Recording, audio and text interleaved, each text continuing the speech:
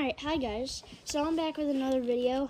This is regarding my Toro Snowmaster E24 24-inch 2-stage snowblower. So I'm going to do everything I like and don't like about it. I've not used it well enough to do full specs and details, but I know everything that I like and don't like about it so far, and I know all the specs. So first, I'll turn it on, show you the augers, and then I'll run you down through what I don't like, and I'll run you through the specs.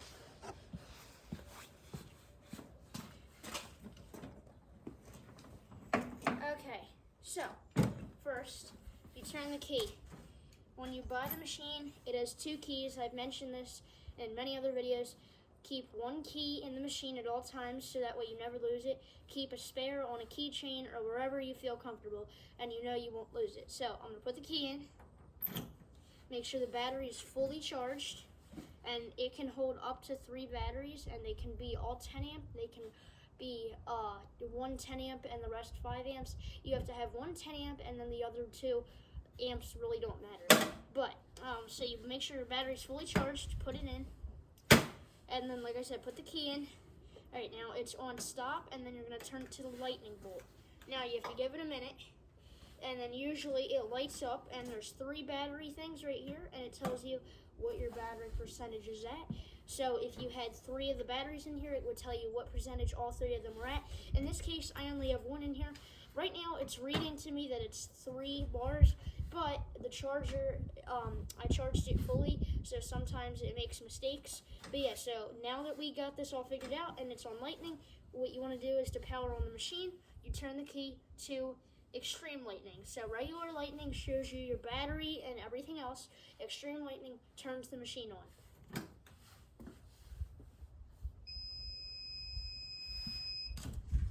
Okay, that's also known to happen.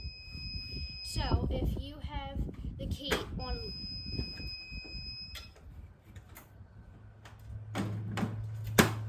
so that's also known to happen. If you have the key on extreme battery, or like if you have it on a position for too long, it starts beeping because you haven't turned the machine on or because it's idling. So you have to pull the battery out, put it back in, and you have to be quick. So I'm going to stop talking and show you. So put the battery in. It doesn't matter which spot. Make sure it clicks. If it doesn't click, it could potentially pop out. So make sure it clicks. Alright, now that you got that, lightning, check the battery, and then fully turn the key over. Alright, it's at 3 bars. I'm turning it.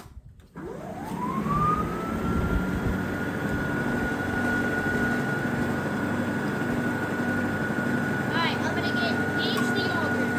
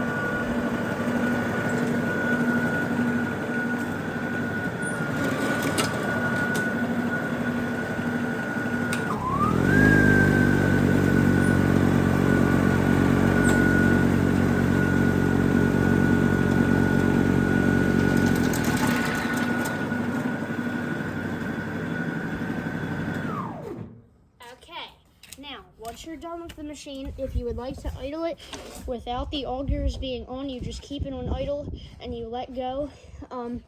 Now, when you engage the augers, you push this blue thing down. Now, usually on the Time Masters, you pull it up to engage the blades. Now, you push it down, hold it, and then as soon as you grab onto this and get a little good rip, you pull this back. Oh, sorry. Okay, it's kind of hard to do it with one hand. All right, there you go. Pull it back, and the augers are engaged. And then a lot of people just let go. Over time, that will ruin your tensioning cord. So let go very slowly, like that. Okay, this is your personal pace drive system. It's the same as my personal pace super recycler right here. Same exact drive system, just on a snowblower. So you push it all the way down.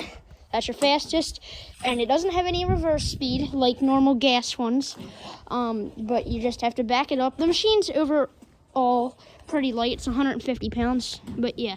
So if you push it all the way down, that's your transport mode, and you can even do that if you're going through thick, heavy, wet snow. But what I like to do is go half speed because it seems about the perfect speed, and just do whatever you really feel is comfortable. Now, like I showed you, I said turn it on to lightning, and then you see your battery lights up. Now, if you had 3 batteries in here, all these would light up, and it would tell you. Then you turn the machine over. And then, if you want to save battery life or you're not doing thick snow, you can hit the eco button. And that just turns the machine down and puts less tear on it because you're not blowing anything. And then to turn it off, you turn it back off, and then you turn it back to extreme lightning to get it back to normal power.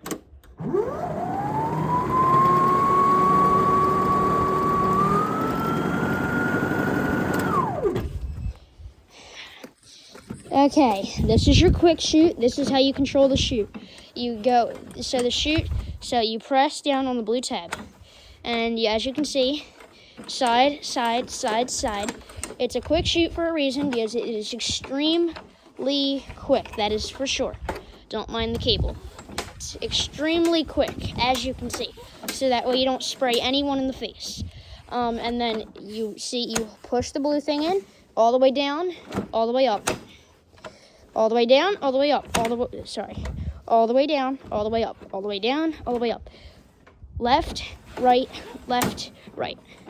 Usually this cable would be hanging down here. I've just not got time to do that quite yet. So I've been putting it up here. But yeah, it's definitely a quick shoot for a reason. Don't do it too fast because you can put wear and tear on the springs and hydraulics. But it's definitely a quick shoot.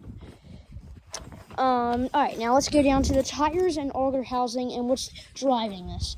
So you have a 60-volt fully brushless Toro Flex Force power system, along with a fully electric transmission drive system, along with these electric motors that boost your auger speed. So if it just had this motor, it would do completely fine. But as you can see, the augers are spinning extremely fast. That's because to these dual electric watt motors. So this is your auger housing. I'm not going to touch it because the battery and key is in. Never do that.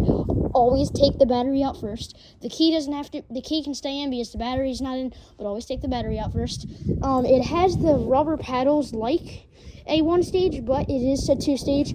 It has an impeller. So yeah, it is definitely a very, very beastly machine for the most part.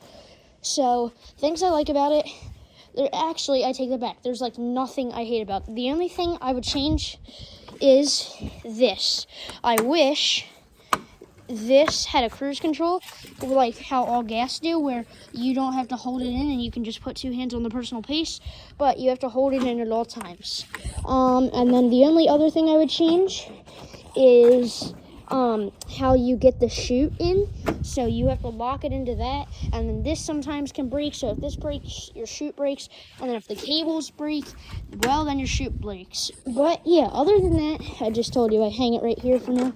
Other than that, this thing is an absolute beast. So if you're in the market for a new snowblower, go check out the Toro Flex Force or the Toro Snowmaster E24, or I just call it the Toro Snowmaster 60 volt, 24 inch. Yeah, this thing is a beast of a machine. So thanks, guys, and I'll see you in the next one.